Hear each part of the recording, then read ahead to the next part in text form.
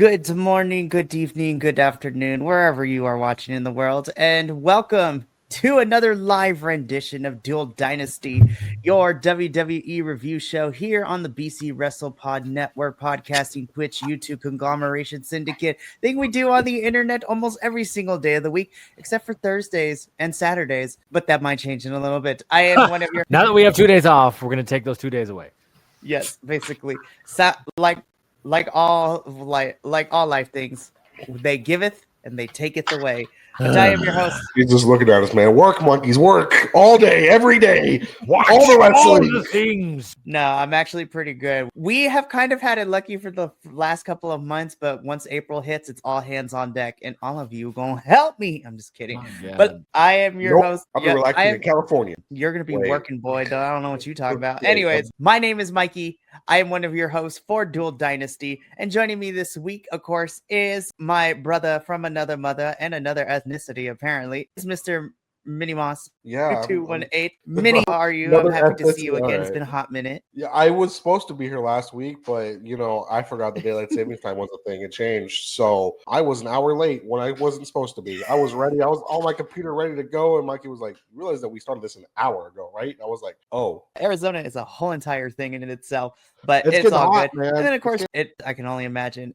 I mean, I always rock tank tops regardless of the weather, but it is now getting into the 90 degrees already. We just skipped spring and we're going straight into summer down here. But of course, rounding out our trio this morning / afternoon / evening, whenever you're watching this, is the good old professor, who has also been busy doing fight choreography and stuff like that. And also a short trip to out of state not too long ago either. Shoot, spring break was not a break. I had stuff everywhere.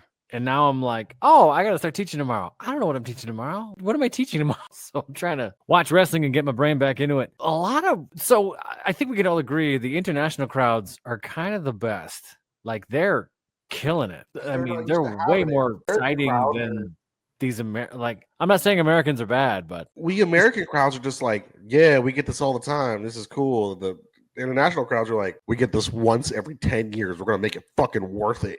Yeah, I get it's got to be some of that, right? Because American crowds are just sort of, I'm here, I paid, entertain me. Whereas the European crowds are like, hey, this is an event. I'm excited to be alive. Let's go. I don't know. I get to watch people fight and drink beer. This is awesome. Yeah, it's just random Mondays and Fridays in Europe, and all hell's breaking. Like, they're just getting ovations for, and they're real. I don't want to build this up too much. We got a lot to talk about. It's just, it feels like it's that same energy and intensity, and all the wrestlers are like, oh my god, you guys are like that. Like, they're fired up. I don't know, it's a trip to watch. I'm so disappointed that Backlash this year is in the States, because I was like, no, we ruined a good 2-year thing going. Oh, so dumb. Fucking Saudi, Puerto Rico. Yeah.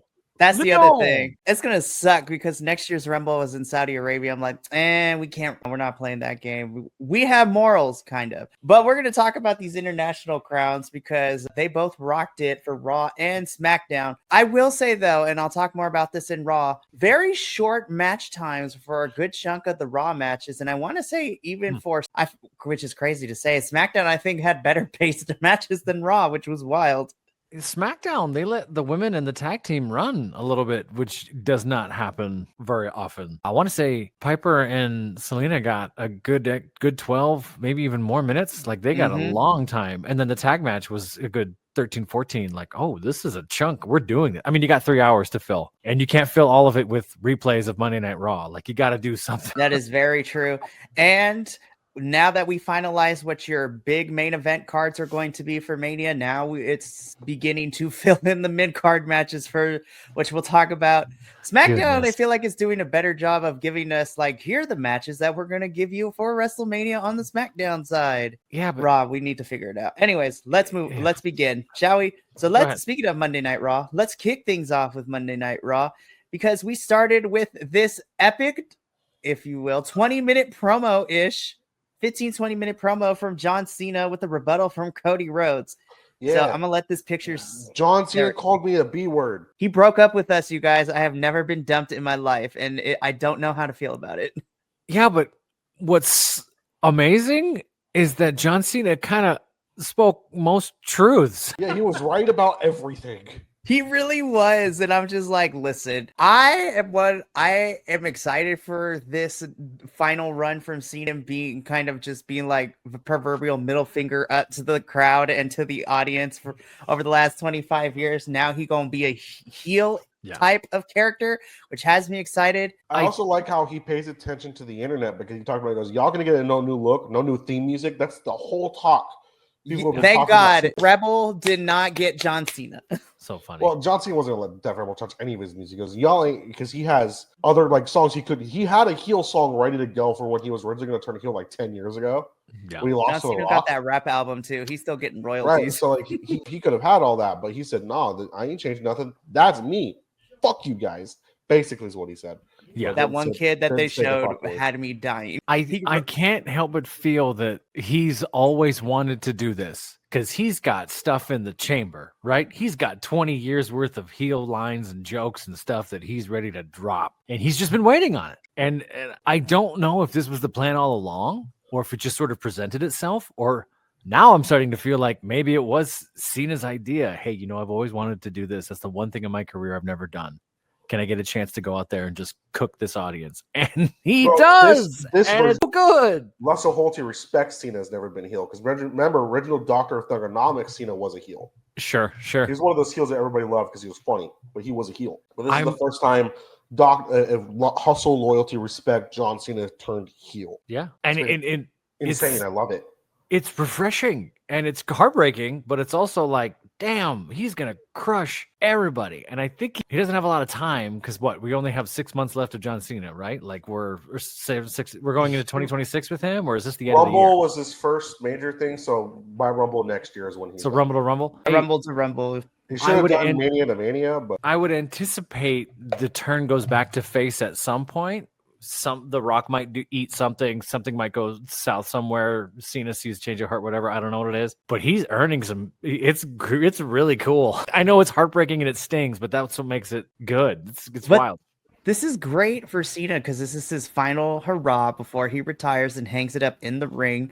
So I'm here for it. Now, I am going to get on my soapbox a little bit because once again, the internet wants to ruin the coolest parts of wrestling for folks. So I'm just going to say this. I won't spend too long on it. People have been complaining ever since the internet was a thing and Twitter became online diaries for most people. Y'all wanted this, and now that it's happening, now that we're complaining about it, I was like, there's no winning with you. Just leave. We don't want you here. Oh, yeah. I mean, if you're still on LiveJournal complaining about John Cena, that was 20 years ago. Come on, man. And what John Cena said in his promo to you is factually correct. That for the last 25 years, you wanted more. What are we getting? And it was never enough for you people. I was like, when he dropped the you people line, I'm like, damn, John, just go for the jugular. Yeah. I love it. And then he called us. Right. Well, and now and I know you're about to get to this. That's the only reason I jumped to this. I'm a little nervous for Cody because as good as Cody is at look at you. Hey, as good as Cody is at promos, as great a face Cody has been, John Cena's coming out there with a howitzer. Like he's fired up. I think Cody is aware of this. I think they talked about it. Now, here's the one thing I'm a little concerned about. We're so absorbed in the John Cena heel turn. What's he going to do as a heel and everything? I forgot this was a feud for the world championship. Fair. I forgot Cody existed in this. Even though he turned heel on Cody and beat the shit out of Cody, then we watched, was it Travis Scott smack him? Yeah. I forgot this was about Cody. I just we're so absorbed with the John Cena is a bad guy for the first time in a lot of our lives. This is insane. And it's like, oh yeah, Cody's here. Well, I think that's great. Now Cody has to fight for something. And Cody does better when he has to fight uphill, right? Like that's just kind of But this not this. How does he fight uphill for this? Like, I don't know how it's not a finish your story kind of fight uphill anymore. Well, now it's sort of a fight for the soul of John Cena thing, and I think that's how they're going to encapsulate it a little bit, right? He's going to try and get him back to the people. Maybe. I don't think Cody would have been the right person for it, just due to they don't have a lot of insane history between Cody and Cena. No, I agree. It's a tall order for him. He's got to figure that out. If it was somebody it would have been crazy. I wish he was still in the company. Like Edge would have been awesome, or even Randy would have been awesome for this. CM Punk could have done this. CM Punk, yeah. Would have been great. Don't get me wrong. I love Cody. I've made that very obvious for the past couple years. I love Cody Rhodes right now. Would it be dope to see Cody turn into Cody Lander for this feud? To have Cody Lander versus My Soul is Missing John Cena? Yeah, that would be dope. I feel like that would be really cool. because Cody might need to dig into some dark places in order to take down the insane authority that is John Cena and The Rock. That's a team up I didn't think I ever would see. Well, we did see it, but not like this. Right. I don't know. They might push Cody to do some crazy stuff to be able to combat this. This is not just. I hope it doesn't turn into WrestleMania last year, where it's like, for example, the Avengers have everybody come out and fight everybody. Then Cody wins. Cannot have a repeat of that. I feel like if they're gonna win, they should just do it clean. Like have Cody just beat him cleanly. I don't disagree. I think you're right. I'm more interested in this than I was Cody Kevin, right? Because Cody Kevin seemed to me a little bit like we were friends. He turns his back, and then Kevin went one direction, and Cody was kind of stuck in the middle of that by the time it was all ended. It still made sense, and it's still like the way. Yeah, I think that this one's gonna have to cook. I mean, they don't got a lot of time. They got just a few weeks to make this really interesting. Other than we got 4 weeks until Mania, folks.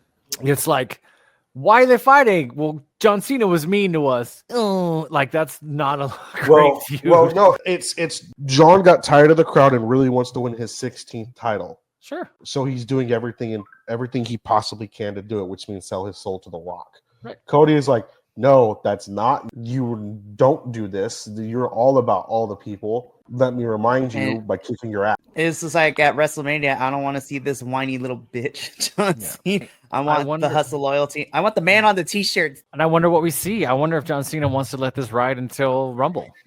We'll see how many times we play this back and fighting for it. But right, but this was such a strong opening for sure. I'm intrigued. If you had told me a few years ago, hey, you're going to be interested in John Cena in 2025. Wait, what?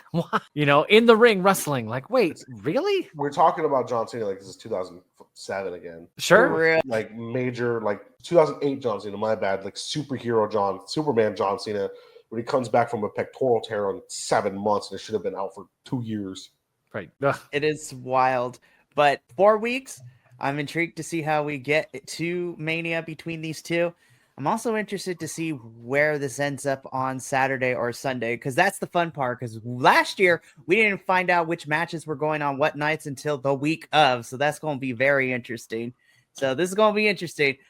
I'm guaranteed this is a night 2 match. Yeah, this screams night 2, because what a way to build into the Raw after Mania. But we'll talk as the weeks go on. We will keep you covered here at Dual Dynasty. But let's move on to the rest of the show, which is crazy because I was like, whoa, this is great. Oh, wait, there's a rest. I was like, we have a rest of the show cover. Okay, we got this match slapped. This was fun. Also, Ray Phoenix is officially signed with WWE. So are we going to get the Lucha Bros re back up? Or are they going to be We're going to talk about Ray Phoenix when we get to SmackDown, because we keep getting these teases, which I'm excited They put that teaser in there, and I went, wait, are you serious? I'm excited. But we do finally get to, after that opening segment, we finally get to our first match of the episode, which is a no-holds-barred match between Penta El Zero taking on Ludwig Kaiser. This is a really fun match for sure. These two have great chemistry together, and again, like we said with and Carmelo, I was like, if we get a best of 7 series, I would not be mad. The way we're going, everyone faces everyone 10 times before they move on. That half a SmackDown I've seen before. The same thing is I don't think people talk about how good of a wrestler Ludwig is enough. I think he's one of the most underratedly good wrestlers on that roster. You can put him against anybody, it's going to be a good match. He works well with everyone. Also, outside of wrestling character, very humble guy. His Chris Van interview was very nice. I was just going to mention, if you'd seen that, he had some great one-liners in there, talking about working as a face and kind of hating it, because he was like, I didn't get to be myself. But when I'm a heel, I just feel like I get to be myself, and it's a little more fun. Watch that. I think the only thing I know about him outside of wrestling is he's dating Tiffany Stratton. That's it. Which they talked about on the interview too. And to watch him get giddy about her, I was like, oh my gosh, this is love, you guys. That's super cute. And he's super supportive of Tiffany and everything. I'm just like, yes, I love it. It's great. But this was a fantastic no-holds-barred match. They got to fight in the ring, outside the ring. Ultimately, Penta does pick up the victory here. Fantastic. And, Penta calls out Bronze Breaker. We're going to put a pin in that because we're going to talk about the ending shot to this week's Raw with all of that. But Penta is coming for champions which I'm excited for. He hasn't lost a singles match yet, has he? No, he hasn't gotten pinned yet in that triple threat between him, Ludwig, and Pete Dunne. Technically, he lost the match, but he wasn't the one to get pinned. So no, Penta hasn't gotten. He touched the floor with both feet once, though. Speaking of Peter Dunne, he will be at Josh Barnett's Bloodsport 13. So that's going to be fun to watch him. And also Natalia is also there. And so is Fingers. Is that this week? So much stuff. Because everybody's conglomerating to Vegas and all the independents and big companies are doing things out there. Except for AEW/Ring of Honor, because they have opted not to do the Super Card of Honor pay-per-view during WrestleMania weekend, which is a nice relief because then I don't have to watch like 10 pay-per-views in a week.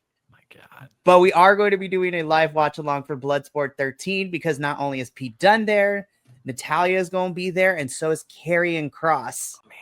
And we know Karrion is black belt jiu-jitsu, can break a whole wooden baseball bat with his thighs. Look up the video on Instagram. Oh, that's right. Isn't this on like a Thursday too? This is on a Thursday. Yep. Come Thursday on. evening. Why's it got to be in a night at work? Hey, you know what? So do I. I'm just kidding. All right. But Penta, we'll talk about it. Yeah, Penta is calling out champions. We'll talk afterwards to figure out where we're going to fit you because everybody going to help. Unless you were like Adolfo last year where he was in Puerto Rico during the whole entire thing. Fair. But now he's also not going to be home, but he has no choice because he has to do everything with me since he's going to be down here. That's going to be fun. So Penta calling out champions. We're going to talk about you in a little bit. The girls are fighting. So at this point, Dominic is like, hey, we should ask Penta to be in the group. I'm like, don't hate the idea, but Penta is a face right now, so I don't think it's going to happen. And Finn's like, no new members. It's the same thing we've been getting the last couple of weeks. Everybody was in high spirits, and then Dominic had to bring the vibe down, and now they're fighting again. And Finn has to get ready for his championship match, which is main eventing this episode of Raw later, but Finn's like, no new members. I don't know where we're going. How long they're going to do this I hate you, I don't hate you thing? Yeah, we'll see what happens. I'm mad this is only 2 minutes. Really? It was only 2 minutes? Yes, and the report is a lot of the matches had to get cut for time because the opening segment went on for a good chunk of time. So we get Dakota Kai versus Ivy Nile. This was like a 2.5 minute match. They did what they could. Dakota Kai does pick up the victory over Ivy Nile. And once again, without Master Chad Gable running around to help them, American Made is kind of on the losing streak right now.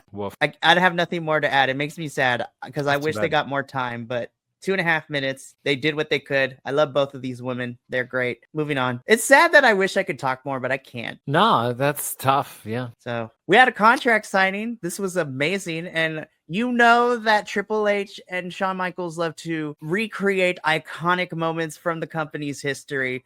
But we have Io Sky, who I love that they can never make us hate her right now because no matter where she's gone, whether she was in the States last week or internationally, everyone is happy to see Io as champion. I'm like, yep, I am full 100%. So Io and Bianca have a contract signing for WrestleMania. Interrupts because she's not about to be tolerating the disrespect with Io pimp slapping her last week. And she throws both Io and Bianca through the table. She picks up the contract and signs her name on it, and she declares herself to make this a triple threat at Mania, which you know we're going to be able to get that. And that is what I've wanted. And honestly, I'm excited for Charlotte and Tiffany. I'm excited for Cody and John Cena, but Io, Bianca, and Rhea may have the potential to be my match of the whole entire WrestleMania card.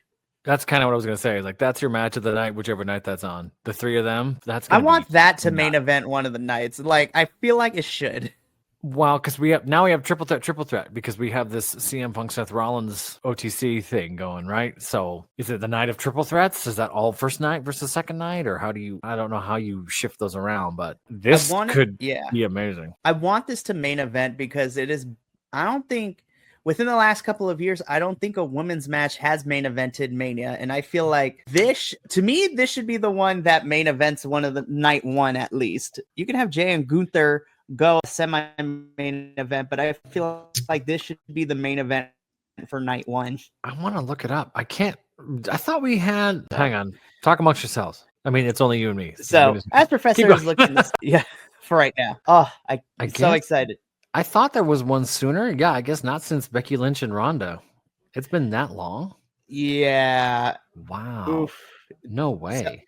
Exactly. So I'm like, main event night 1, Triple H, book it, you coward. I'm just kidding. I love you, Hunter. Don't come. I after me. watched, yeah. I mean, I wasn't watching a lot of wrestling then, but I think I saw that years ago. Dang, that's crazy. Yeah, that's when Kofi Kingston defeated Daniel Bryan. That's when, yeah, I saw this. When Kofi Mania officially begun, he had the championship, and then ultimately his reign ended when he got squashed by Brock Lesnar in 5 seconds. Humans. Never forget, because I rioted that day. Anyways, can't wait for this match. You know it's going to be a triple threat, despite Scrap Daddy Adam Pearce's trying to explain to Rhea that's not how it works later in the evening, which we'll talk about in a little bit. 30 seconds. Really? Again, because the opening segment really cut into the rest of the show. And the internet was actually mad that Austin Theory got squashed in 30 seconds. Not the fact that he lost, but they should have at least give both of these men more time than that. Yeah, I'd feel mad if I was, I don't know. That's tough. Gunther tries to come in for a sneak attack. Jay is able to actually be smart about it and counter, beat Gunther up, push him out of the ring, and hold up the championship in his face. I'm like, at least Jay didn't get beat up for the 5th week in a row and did nothing. Woof. So, moving on. Spear, that is all she wrote. This is what I meant. Scrap Daddy Adam Pearce is trying to keep the peace, telling Rhea that she can't just insert herself. Rhea be like, try me, and then a whole brawl breaks out between her, Io, and Bianca backstage, where lots of security had to come and break the 3 women up. I'm like, I know I have to suspend my disbelief, but Io, Bianca, and Rhea, I'm like, do you honestly think a multitude of security guards could truly hold these 3 women back? Probably not. All Bianca has to do is pull out the braid and be like, We'll talk about, we had a similar instance on SmackDown, but we'll talk about that when we get there. yes, we will. Because we move into an impromptu match with the kilt is not here, but we have Is that his mask? Yes, we have the Mayo brothers, which is, the Creed brothers of American Made, taking on LWO. LWO picks up the win, but then is attacked by El Americano Generic. I forget the real name. Yes, the mask is on sale for WWE shop, and it has sold out. And it's Chad Gable, and instead of saying thank you, he's like, Gracie. What the hell? Welcome to, in the words of Childish Gambino, this is America. Oh my God, that's the thing. We knew it was going to be a mask. I thought it was going to be something cool. Professor, I'm gonna be honest, this is stupid, but this is up my alley of my kind of stupid that I kind of like. I mean, it grows on me because Goofy Wrestling for life, right? I mean, I love that it's goofy. It's surprising. It looks like Wolverine with the milk mustache. I might get a wrestling singlet, and we may have to order this mask for the losers of the predictions league. Oh my God, it says Americana on the. Oh, that's so dumb. It's perfect. Wow. Goofy, as the professor said, Goofy Wrestling for life. Damn, that's incredible. This is fun. I can't wait. This is stupid, but in the best way possible. It'd be better if they flapped, like if they moved a little. Right? They're just thing like they could do things. Oh my God. Meow. Brilliant. I have no notes. I love this so much. This is stupid, but it's my kind of stupid. I love it. Seth Rollins cuts a promo to basically tell us that we're about to see a brawl happen on SmackDown because he's going to go confront Punk and Roman Reigns on SmackDown. Yeah. That is all. That's really what it is. It was a setup for what we're going to talk about in SmackDown. Sure. Which this kind of happens. Yeah. Yeah, so there we go. This is a preview of what Monday Night Raw from Glasgow, Scotland is about to be. So we are going to have John Cena and Cody Rhodes kind of have another segment together. We also have a mystery partner. I swear the internet's like, the mystery partner is Joe Hendry. I'm like, that would be amazing. I don't know if it's going to happen, though. But I don't know. Who's a big Scottish superstar that's not Drew McIntyre? Sheamus. I'm like, it has to be Sheamus because we haven't seen him on television in weeks. Maybe. I think it's Sheamus. He could. I'm trying to think of I don't know. There's got to be someone huge. It could be. Is he hurt or something? He's just been gone for a while. I mean, he did tweet a picture like a couple days ago because they're also doing live shows in this European tour for Mania. So he's been on a couple of the house show matches. So I would not be surprised if this is where Sheamus comes back. And I have missed the Celtic Warrior, but he has been keeping me entertained on the social medias, and also his workout videos and his series is great. Where Penta and Sheamus is a chaotic energy I did not know I wanted until I saw it. I want Penta as my hype man. It's so good. And of course, CM Punk is going to be at Monday Night Raw in Glasgow. So This is going to be interesting. So that has been your preview for Raw. So now let's get into our main event, which is for the Intercontinental Championship. The dogs are barking. Bronze Breaker taking on the challenger and Finn. Do you guys just hear about the Finn Balor WrestleMania thing? No, is it breaking? 39. Vince made changes. That was one of the last major changes. Oh, that's right. Yeah. Okay. Demon Finn was supposed to win, and Edge even wanted Demon Finn to win, but Vince changed it. Why? It just came out recently. Just because it's Vince. It's because it's Vince, yeah. Of course, the match itself was already mired with problems when we had to stop for 5 minutes to stitch Finn back up after getting busted open from a ladder. But then the fact that Edge won, and we all said that the Demon Finn Balor should have won because Demon Finn Balor kept losing over the last couple of years. Yeah.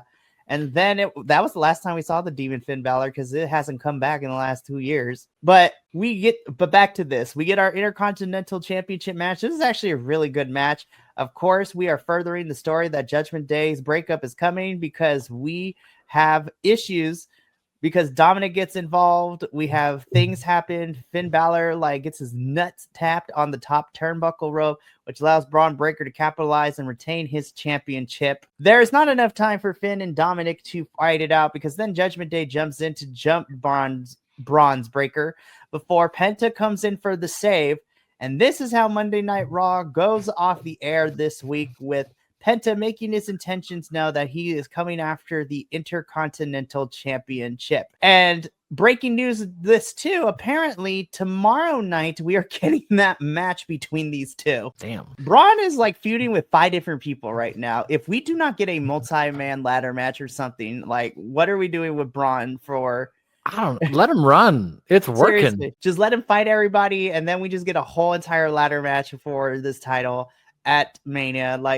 Because Braun is feuding with 5 people. I'm here for it. They've already kind of avoided the Goldberg complex, right? He lost it, won it back. They've given him a little bit of a story here and there. They know he's not immortal. They know he's going to work for it. Dude's talented. The championship means something now, which is great. Make everybody fight for it. Braun and Penta, make that happen. Make that a rubber match. Make that go 3 or 4 times. That's fun. Seriously. And Penta is also another person who I feel works really well with all types of opponents. I mean, both in Mexico, what we saw when he was in AEW, both as a singles and a tag team person, and in WWE too. I'm this is a match I definitely want to see. So I hope that with Phoenix being rumored and coming up, that this isn't the last of a singles run for Penta, because Penta as a singles guy does some great stuff. Oh, absolutely. I love the Lucha Brothers. I love what they could do for the tag teams up here in WWE. The idea of Lucha Brothers versus frickin' Street Profits or some of these other ones just blows my mind. Listen, dream matches for me include, yes, the Lucha Bros versus Street Profits, Lucha Bros versus the Motor City Machine Guns. Yeah, exactly. Yeah. Versus DIY. And even if you want to throw them some NXT tag teams too, sure. Frax versus the Lucha Bros mini. Can you imagine that? That match would be, it would give me the Lucha Bros versus the Young Bucks in the steel cage match we got a couple years ago energy. But I think it's being reported that Rey Fenix is going to be a SmackDown superstar. So for the time being, it will allow both of them to kind of be on their own before having them come together and run madness across the tag team division. Remarkable. This match I'm excited for tomorrow absolutely. night in Glasgow. This is going to be a great one. And despite all the matches being cut for time because of the opening segment, this was a very solid Raw. I did feel like my time wasn't wasted, and we utilized the majority of our time as best as we could here in Barcelona. So love it. So now we leave the land of Raw to head on over to the Smacketh of Downs. So we are in Bologna, Italy for this one. When I was little, I thought it was bologna, pronounced bologna, but it's Bologna. I spelled it bologna in my here in StreamYard. This crowd, I don't want to talk too much about the crowd. We got a lot to talk about. This crowd was ridiculous. They were Like, great all night. They just, oh man, to be in Italy on a Friday night, Jesus, remarkable. I will say that still the best is probably France, but France is great. Puerto Rico Backlash is also great because it allowed Zelina, Damien, and even Bad Bunny to get such a crowd reaction. It was so great to watch. Even the Australian crowds are nuts. I wonder if that's just football culture and the way they cheer and chant and the other stuff, or if it's just the idea of spectacle and events. Like, whatever it is, man, they're juiced. I loved it so much. Well, it's the international crowds that are great too. And it's not just even in WWE, it's across all these companies. Like, we talked about last month, Professor, at Grand Slam Australia, like the Australian crowd with their chants and singing, Metalingus, where Copeland is just like crazy. It's like it's for a lot of sports, like professional football when they play in Mexico. Yeah. They have a game in Brazil this year. It's going to be insane. I do love hearing international crowds use American swear words. It's really some of the funniest. They can't bleep it because they don't know what they're saying. And I don't want to get us demonetized, but I want to say was that Barcelona? That was someplace where they couldn't quite pronounce the FU and FU. Yep. It's so like, so good. We're live for 40 minutes. You can say it. Fuck. Who? Like, what you say? So I love. Well, even in the United States, I love when crowds begin chanting in other language too. Like this past weekend, TNA Sacrifice. Watching people, because there's a large Hispanic population, Latino population in Texas, calling the heels culeros and everything was there's what happened at Mania where they're doing like even the crowded SoFi Stadium calling Dominic Guerrero was the funniest in live experience I've had so far. No, to me it was us booing and cheering the guy running the Jumbotron. That was the real match of the night. The Jumbotron, we're in the nosebleeds. The screen wasn't working. And we could barely see. Everybody looked like tiny ants down there. And then everyone cheered, not for the match itself, but they fixed it at the right time because it got brought back on right when we had Drew, Sheamus, and going up and down, on and off. Yeah, I got called a Guero over the weekend. Yeah. Oh, we're going to hear that story afterwards. I need to hear that one. By an old Mexican man who went, wait a minute, where's your grandpa from? He's from Ensenada. And he went, oh, you Guero. It's like, whoa, hold the phone, he was on me, too. He's like, wait, you really? He's like, yeah. And he's like, I like you a lot, Guero. I'm like, okay, I don't know how I feel about this. I was like, hey, you know what? It's the best I will get, so I'm going to take it. But it's all right. SmackDown, we kick things off with Randy Orton promising to kick Kevin Owens in the face. That is the summary of all we need to know. Yeah. And Kevin Owens is like, I'm sorry. Like, I didn't mean to. And Randy's like, I'm going to punch you in the face. That's what you deserve. Yeah. I don't think we needed 20 minutes. I've missed Randy so much. And this is how we do match graphics, because y'all remember a couple weeks ago, I complained with what we initially started with. This is much better to me. I don't know, man. So we are getting Randy Orton. Bitch Owens, bitch was pretty funny. I thought that was good. Bitch Owens, bitch. I kind of wanted that promo me so hard. I was like, I haven't heard these voices for a while, and then drops them on his head, and now it's they're back. It's like, oh shit. We're bringing back 2009 Randy Orton. I'm here for it. Randy Orton being a menace on the roster. Yeah. But they've stopped every punt attempt, and I'm pissed. Let him punt somebody, the jobber or something. It's coming. They'll save it for WrestleMania. He'll kick Kevin in the face. It'll be great. He'll punt Owens in the face. And honestly, I feel like Kevin deserves a little bit of a vacation after everything he's gone through. That was live after that match. For real. Sammy's on vacation right now. So yeah, I agree with you, Professor. I don't think we needed 20 minutes for this, but I am excited that we got another match. Again, SmackDown is not wasting time. They're like, let's just start making matches. We know. I feel like this might open night one. That I can see that. I feel like this is a good opening match, honestly, for either night, but having it be the Saturday opener would be great. Because this is like, we're going to set the bar. Let's set the bar here, and then we can kind of wax and wane, but we've already set some expectations. No, so I'm excited. This is going to be great. It's going to be a very fun, but a very long night, because it starts at 4. It probably ain't going to end until like 8:30. So we'll see what happens with all of that. We had a tag team match where we had Big Jim, Jimmy Uso teaming up with Damian Priest, taking on the Scottish psychopath in Drew McIntyre, teaming up with Shinsuke Nakamura, of all people. I was like, I'm kind of here for Shinsuke and Drew. I was too. The most random tag team pairings you can think of, but it was good. It's just action figure shit, right? It's just, oh no, here's Shinsuke. Oh no, here's Jimmy. Like, and literally, that's the best way to describe this match. It was just people doing things. It's like us playing with action figures, but I was here for it.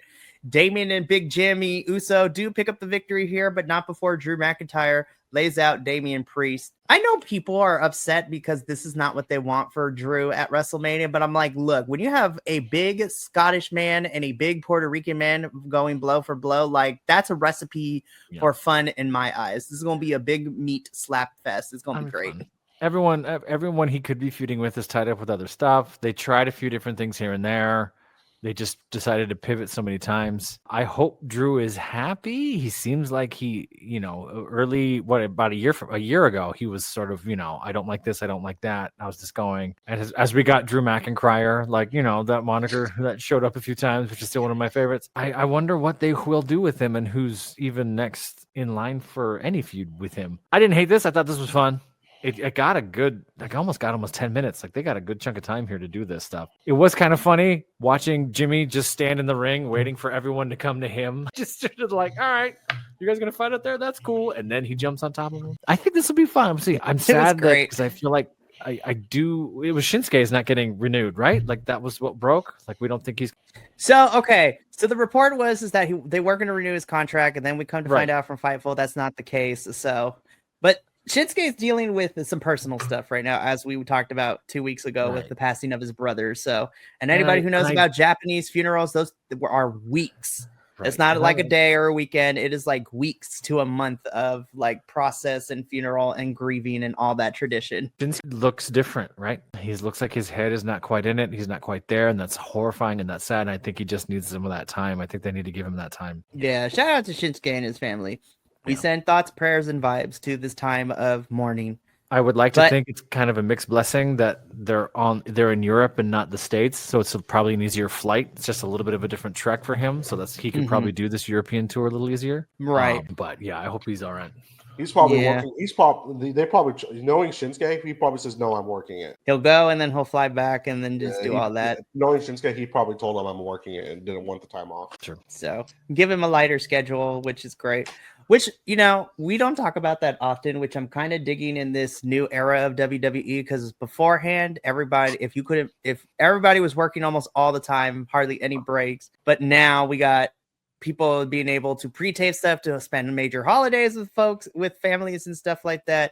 And people being able to take time off and whatever. So good on this new era for actually caring about their talent and not overworking them, because it also prevents lots of injuries, as we can talk about multiple times before. Opening match, this was fun. We move on. The fact that the camera has to be so they are on stairs for a reason, because Braun Strowman is a huge summamish. But I thought this was fun. I had no problem with this promo. I thought it was funny.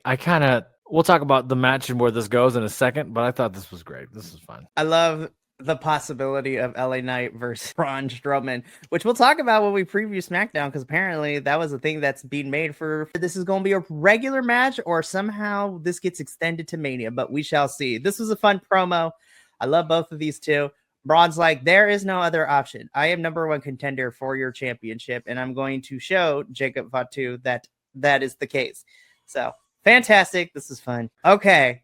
So, am I still excited for the match? Yes. But I feel that I don't blame Tiffany, because Tiffany is still new in this high pressure situation. This is the first time she is kind of in this big spotlighted role. But it just it doesn't help that it's against Charlotte, because Charlotte kind of nuked her on the mic on this one. Yeah, but why? This wasn't great, but this wasn't bad. But it was very middle of the road. Why do this at all? We didn't get anything from this. No, and I liked what we got last week. Just let the girls fight for a couple of weeks, because finally Tiffany run their mouths. That's fine. This sort of split screen thing didn't really sell to me. I mean, if that was just because they couldn't travel or they were someplace else, fine. I don't know. Something was missing from this one. I do think Charlotte Flair as this sort of Botox Skeletor kind of works for her as a heel, right? Because she just looks like, evil, angry white woman, and that's fine. That's what she's turned into. Not to be mean, but that's just what I see. What? How do you come up with this shit? Sometimes words just come out of my mouth. Tiffany's face, but not full face. She's still Tiffany, but we like her for that. I don't know. They're really trying to make something happen. See what flat. So after watching this, I thought about this. I think I feel like WWE did this in reverse, because Tiffany she cashed in and she won the championship, which is what we've been wanting after she was getting week after week bullied essentially by Nia and all that. That was a really rewarding moment because she finally had enough and she cashed it in. I think my biggest issue with this, now the match at Mania, I think they're going to over deliver, which, I'm okay with. But I think which is better, right? Yeah. Right. But I feel that what happened here is that WWE worked in reverse, where they had Charlotte win the Rumble, but they didn't decide whether they were going to make her a face or a heel. Sure. And they kind of shot themselves in the foot by having Charlotte return at the Rumble, win said Rumble, is getting a match at Mania.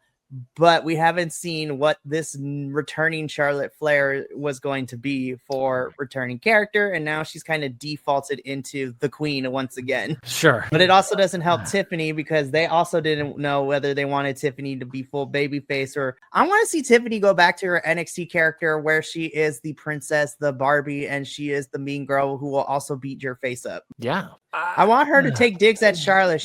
I want her. It'd be hard to be princess versus the queen because they're like these two really didn't interact. I want Mean Girl Tiffany from NXT where she'll call out Charlotte and the divorce from Andrade and like make little mean digs about her family's history and her dad being her Botox Skeletor. Someone going after Skeletor and Charlotte Flair, creative would be so happy, just crush them. Yeah, so I'm still excited but WWE is kind of struggling right now. My father got thrown off a plane. Until we meet again. And she just runs away. Hi, Charlotte and Tiffany. I apologize that you're in this situation. All right, moving on. This on paper, I was super excited about this. And I did not mind the interference DQ because if it's going the direction I think it's going for Jacob Fatu, it makes me excited. But technically, this starts out as a number one contendership to LA Knight's United States Championship. The big SOB himself, Braun Strowman, taking up the Samoan werewolf, Jacob Fatu. We get about 7 minutes into the match before we get interference from the Temu weekend / the weekday, Solo Sikoa and Mr. Yeah himself and Tama Tonga. And they beat up on Braun Strowman before LA Knight, of all people, comes from the save. I really wanted that you want this, come and get it thing between the two of them at the end of this. I think that would have buttoned it perfectly for me. I'm the alpha. No, I'm the alpha. And that was a cool opportunity to kind of give it a little bit more of a European nod, just to be like, all right, competition, as opposed to what we got. Every time I think of Jacob Fatu and LA Knight, I just think of the time when Fatu was screaming at Nick Aldis and LA Knight just comes in, throws his ass outside and goes, he wasn't using his inside voice, so I threw his ass outside. Now I got a match to win. Yeah, and then leaves. Every time I think about that. I just saw that the other day. So now every time I think of those two together, that's what I think of. And yeah, sorry, I just thought about that again. I thought it was really funny. That's really funny. I didn't hate this segment. I mean, I think we're gonna get Braun and Fatu every night while they're in Europe because they could just have big man meet going for the crowds, right? Can we get Braun Breaker versus Jacob Fatu? Yo, that'd be something else. Oh, that match, I think we'll get that match probably in the second half of 2025 because WWE did confirm they're going to bring back the draft this year. So who knows? Well, Fatu going after the Intercontinental title after whatever happens with the family, like we're seeing them break up. That's cool. I'm willing to watch that. So I am excited. I'm still here. Bad podcasting. I'm still here. Go for it.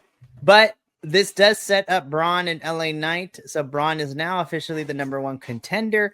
And we'll talk about that when we preview the show. But we get backstage shenanigans. Liv Morgan is upset at Jade Cargill that she spent all these weeks trying to accuse people, but she didn't apologize for accusing Liv. And I was like, you know what, Liv? You have the right to be mad because you and Raquel were not the ones who pushed Jade into that car off of the thing.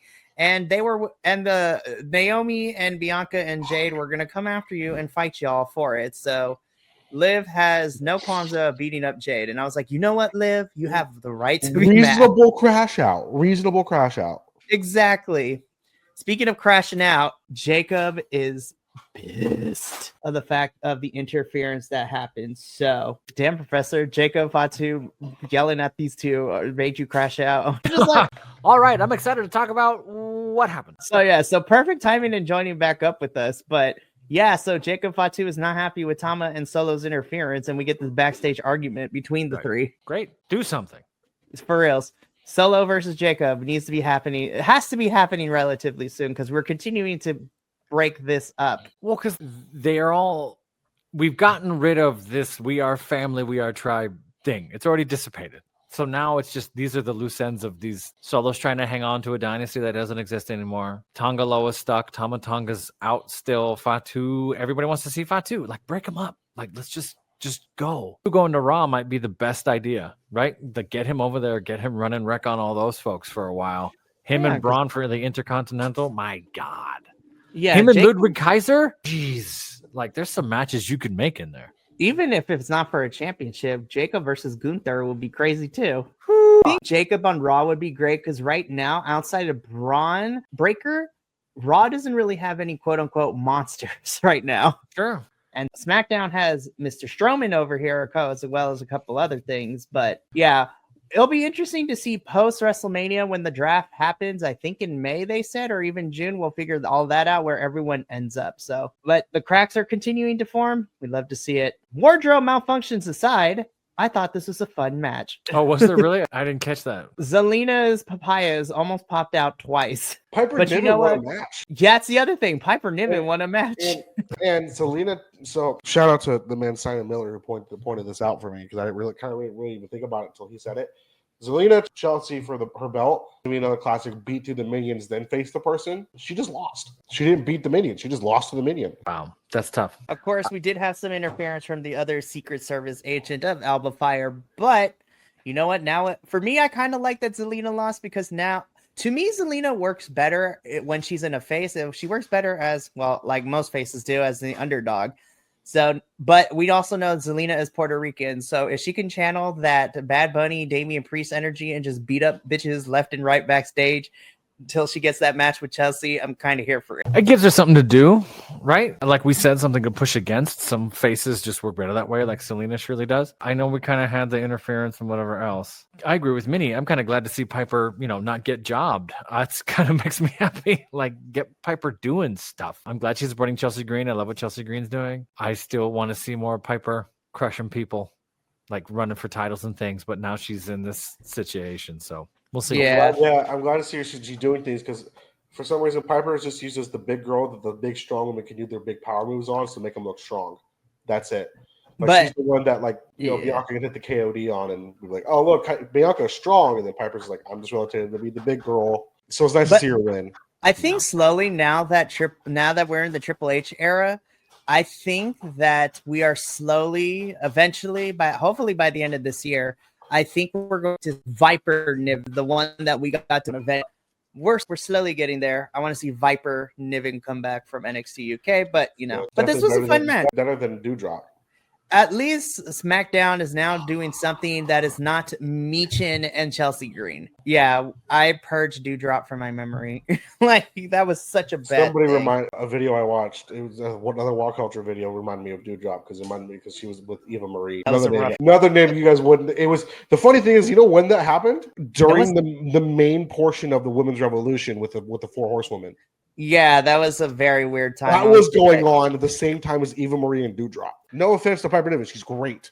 That was just a stupid gimmick they gave her.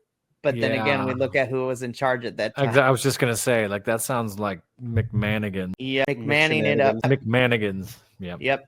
We're gonna put that on a t-shirt. That's how we'll refer to ever from now on. These McMannigans going on. For reals. But this was a fun match. Piper does win, and you know what? Gives something for Zelina to do. So at least this is something new that is not just Chelsea and Meechin for the 5th time, though. I would not be upset by another round with those two. But some folks are just stuck in sort of mid-card purgatory, waiting for their chance, and I hope she gets something later in the year. I'd like to see more from Piper. Same. And Selena. I want to see Selena back doing cool shit. Oh, yes. We need more for Zelina, too. Love it.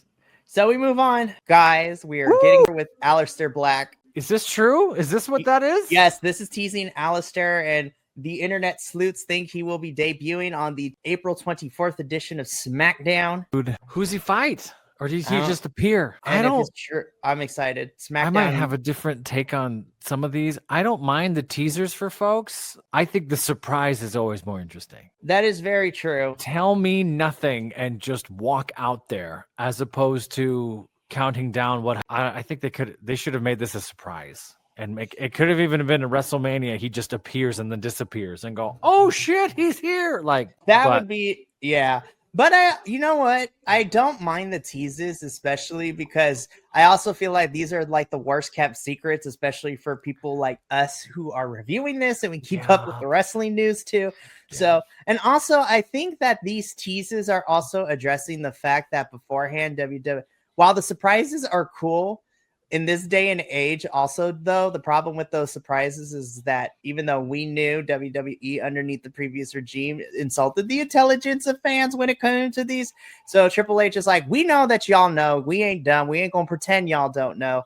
But I'm with you, Professor, in the sense I'm very interested in the manner in which he debuts. Well, look how much work they had to do for the Cena turn to make that any kind of secret. 3 people knew, and then Papa Helmsley had to take over the booth at the last second. I'm just sounding like an old person, like, back in my day, it used to be a surprise, and we liked it, you know, and I guess you're right. The internet is kind of... too many people have to know about a return for it. It's the worst kept secret, and in this digital age, with so many news outlets, like, you can't... Their surprises are very hard to keep under wraps. No, there's been a couple where we're just genuinely very surprised about, but those are few and far between. Yeah. Like, this is how long it's been for me since I've been genuinely very surprised about a return. It was Edge coming back from his injury. Yeah, that was a true surprise when he returned in the Rumble. Oh no, Punk. CM Punk's too. I was genuinely Carlito coming out of Backlash was a surprise. And Carlito too, yeah.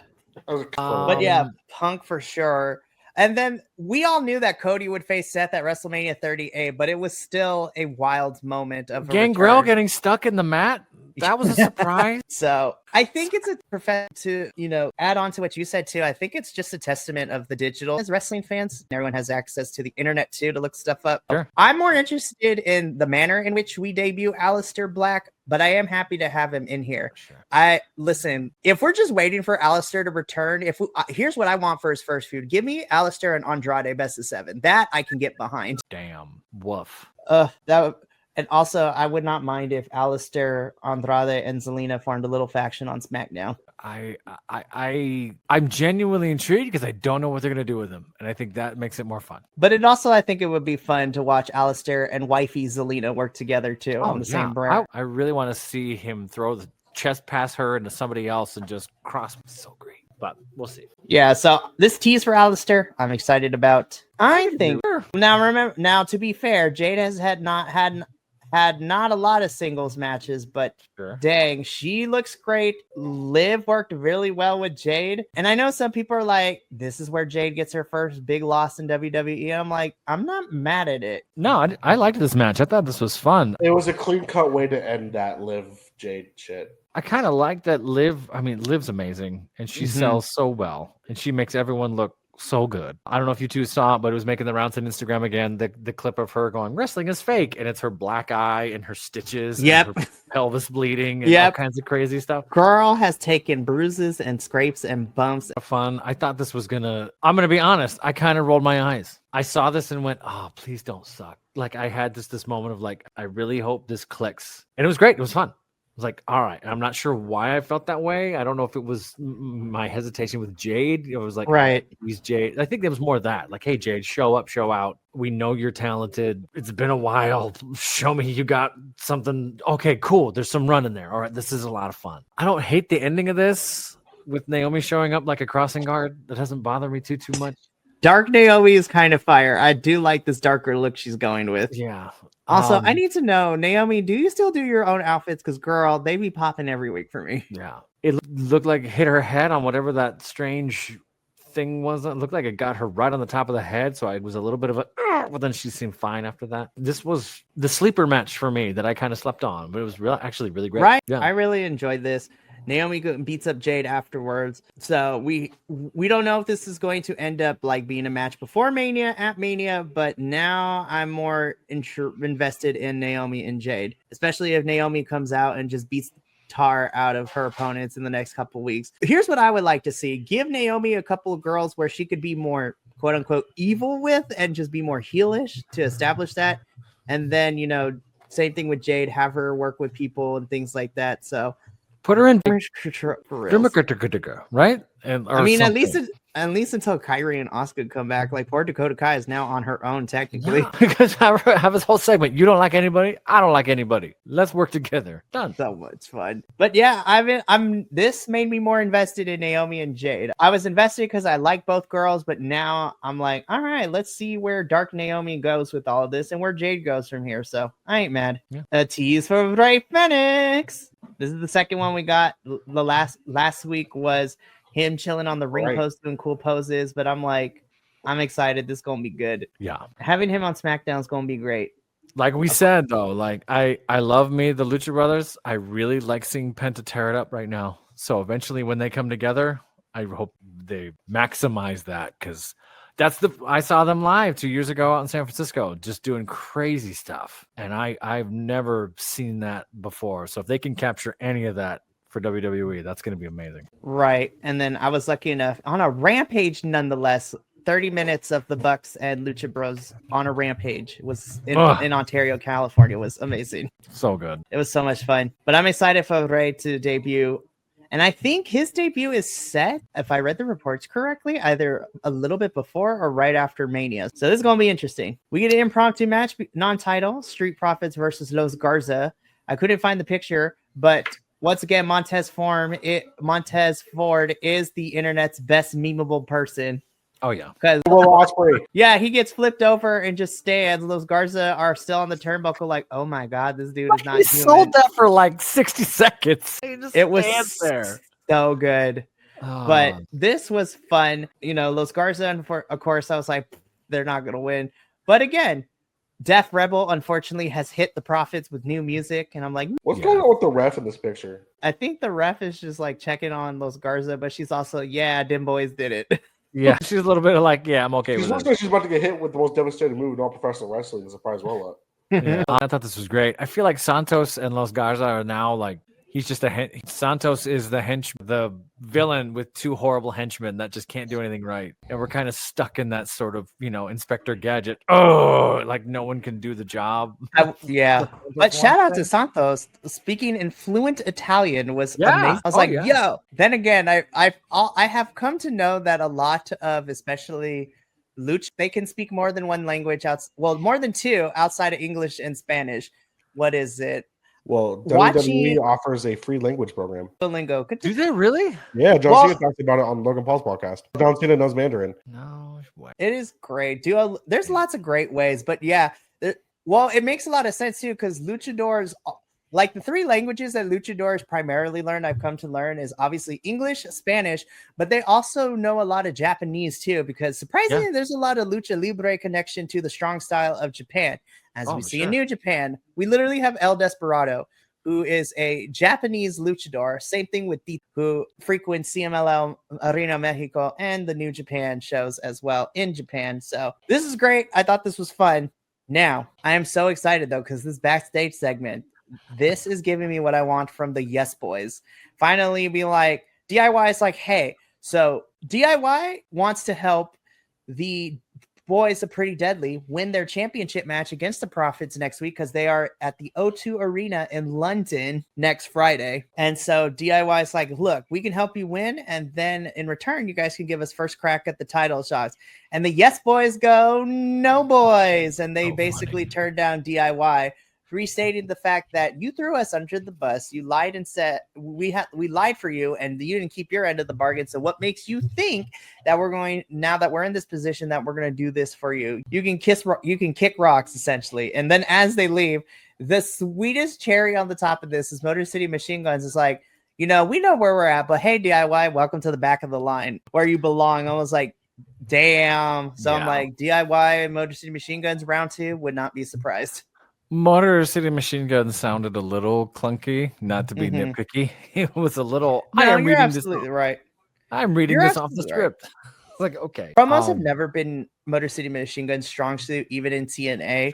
Sure. But in ring wise, they're fantastic. But yeah, so the Yes Boys are like, Yes Boys tell the DIY no boys, and they get their championship next week at the O2 Arena in London.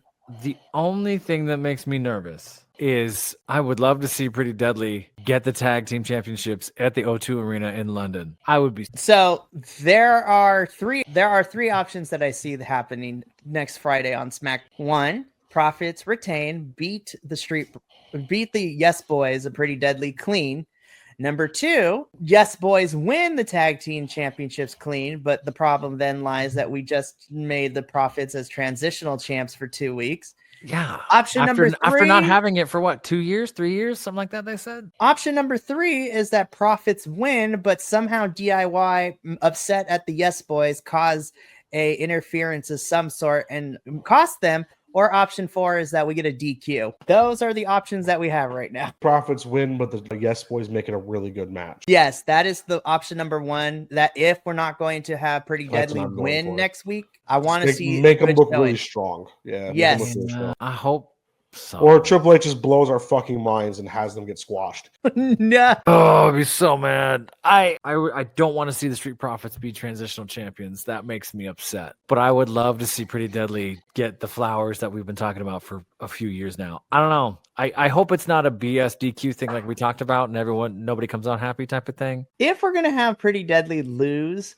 as what I'm assuming may or may not happen, I want them to at least. I know they are capable of being a great tag team. I've seen it in NXT UK with Pretty Deadly. They were the longest reigning NXT UK tag team champions. Yeah. And their matches with other tag teams in that division were fantastic. So if we're going to have Pretty Deadly lose, I need Triple H to let the Profits and the Yes Boys here have like a 15-minute match for these titles. Like, I need this. And I think, honestly, I'm going to be honest, I would not be surprised if that championship match main event, since we are in London. Oh, it absolutely should. And it's crazy. The O2 Arena is not it's a huge arena. Oh, that place is huge. Listen, there are a lot of DJs that always dream of playing at big venues, and O2 in London is one of those big venues. I got to go back to London. I was there just for the week I was there. I was like, oh, I want to be here. Can I just be here? That'd be great. I remember you were so bummed because you would be gone I think 2 or 3 days before there was going to be a Progress Wrestling show. I would have gone. It was not far from where I was like, oh, I'm going to go see all this out. Listen, BC WrestlePod in the next 2 or 3 years, we're going to try to go international because the CMLL team is trying to figure out how do we get the three of us to go to Mexico and watch CMLL Lucha Libre action live. We will figure out a way. Arena Mexico is in Mexico City. It's Mexico City? Man, we will make a trip. We will figure something out. We will do fundraising. We will figure this out. But speaking of talking about next week, we have 2 championship matches on SmackDown in London next week, the WWE Tag Team Championships, and we are getting a United States Championship match between LA Knight versus Braun Strowman. I'm interested to see how that United States Championship match ends. That's great. I love that. Let's talk about this ending. We ended with this face-off between Roman, Seth, and Punk. It did its job, but I feel like we were overhyped for nothing. This was overhyped. Yeah, this was more for the crowd in attendance than it was for us. I think so, which is fine. Which is fine. This was for the people of Bologna to go, I was in Italy and I saw the 3 of them. And that's fine. You owe me a favor. Thing. I'm really intrigued on what that's going to be. I have a hunch. I don't want to say it out loud, but I have a hunch what it might be. So yeah, this went about the way I thought it would. Thank you for saving me. Well, no, it did because it was the formula of one person starts out, interruption. Yeah, we get it's the formula of one person starts, interruption. Everybody talks for a little bit, brawl breaks out, all 3 of them at separate points during this brawl point at the Mania sign, and then we get it officially confirmed at Mania. It is a triple threat match this is a match built on hate, which is Roman Reigns, Seth Rollins, and CM Punk in a triple threat match against each other. Don't let this main event any of the nights. I'm just putting it out there. Probably will. I probably will. That would be the favor. This is probably your night 1 end of the night thing. Listen, I love all 3 of these individual, but if you're going to have a triple threat main event I honestly think that while Roman, Seth, and CM Punk in name alone are big money draws, to me, if you really want to make history, I think Io, Bianca, and Rhea should be the ones that close out night one for that triple threat championship. Sure. You can let this be the semi-main event, but let the girls main event. I think that, well, they really want CM Punk to have that WrestleMania moment. They really want him to main event in some way. And I don't know if he wants to share it with two other guys. This might be an appeasement thing. This might, I don't know. This is probably going to be your main event or semi-main event, right? Yeah. Now, if I were the girls and I wanted to be petty, if I found out that this was main eventing night one and Io and Bianca and Rhea would be the semi-main event, I would get if I were Io, I would get the other two. I was like, listen, we need to, as much as I love Triple H and Hunter and what we're doing, I think the three of us need to over deliver. So the crowd be like, honestly, I would be petty as hell. I would be like, listen, we need to go out there. We need to show out. We need to over deliver because we should be the talking point. And half the time the women's matches end up being the talking points when people review them. It's like, they never get to main event anything. Like when we were in SoFi night one, the main event was Kevin Owens and the Usos for the tag team championships. Kevin and Sammy won the titles, but that was not the match that I was the most fond of. It was Charlotte versus Rhea for the championship. Right. And that was semi-main event before that tag team match.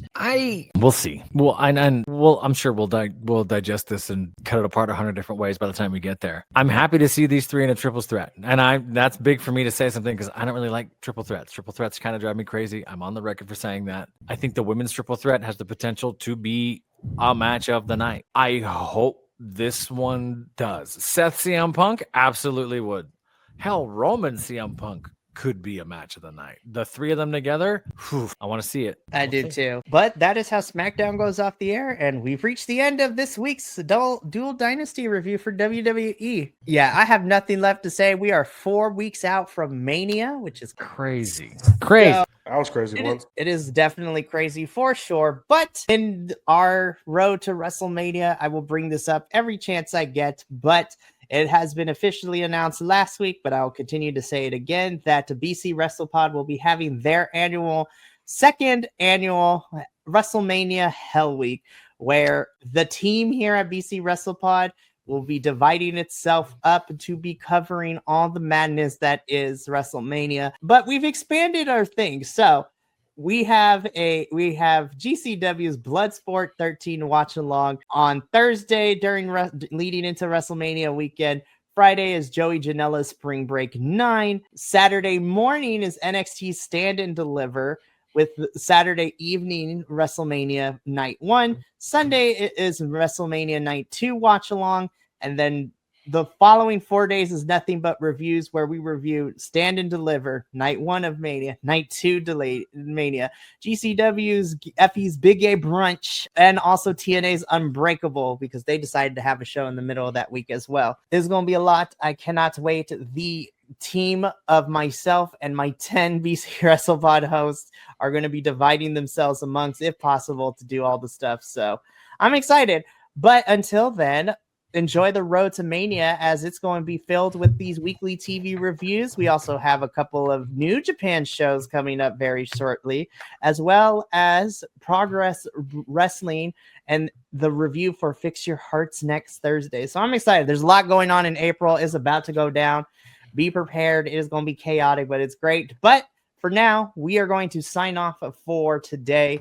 And so from myself, Minnie, the professor, In Spirit, Kilt, and the rest of the BC WrestlePod family, remember, take care of yourself, love one another, stay iconic, and more importantly than anything, you deserve to finish your story.